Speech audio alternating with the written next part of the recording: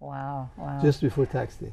That's just wonderful. No, that's great. And say again the website that activates a wonderful video that shows, well, what do you call it? The shows our graphics. whole route that went as we went around the world and some stats from the drive. Oh.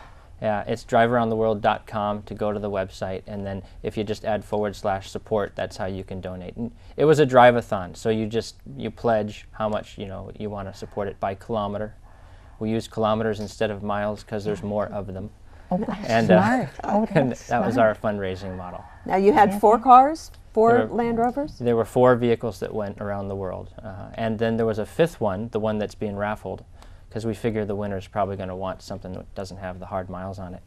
That's the one that went to schools. We had an education program. Well, now, he's the educator, right? Todd's our program director. Okay, so yeah. what did you do when you were saying you were an educator? What did you do? One of the goals of our organization is to get people to be more aware of the outside world, and our motto is be curious.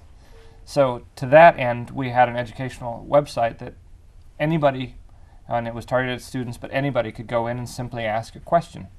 What did you have to eat when you were in Bolivia? Or what did you have to eat when you were in Peru? We said guinea pig. Ooh. And I mean, or where did you sleep? I mean, and they, Did you meet anyone with Parkinson's in Ecuador? Uh-huh. That kind of stuff. I mean, they can be, we had a whole wide range of questions, unbelievable range of questions, but just to be curious because, you just want to show that the world, everybody is pretty much the same. Everybody has the same Right. struggles. Right. Everybody has to get up in the morning, just even though you don't want to. And people throughout the world have Parkinson's. There was not a country that we went to that didn't have sufferers of Parkinson's disease. And it was real interesting as we went through. We interviewed a lot of people talking about, the symptoms of when did they first realize it, what kind of medications available, what kind of treatments available. And it's interesting some of the cultural stuff that goes with it too. Parkinson's is really a global disease. That means everywhere you can get that. And interesting is everybody getting it differently. And the symptoms and the medication is for everybody is different. And that means everybody have to discover their own way of treating and dealing with the Parkinson's.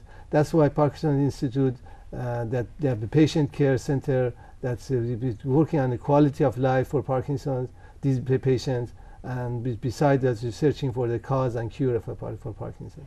And they have therapy and exercises. What do they do for the gait and balance? Is it? What We have a couple of exercise classes. One of them is the gait and balance, because one of the biggest problems in Parkinson's disease is a balance and walking problem.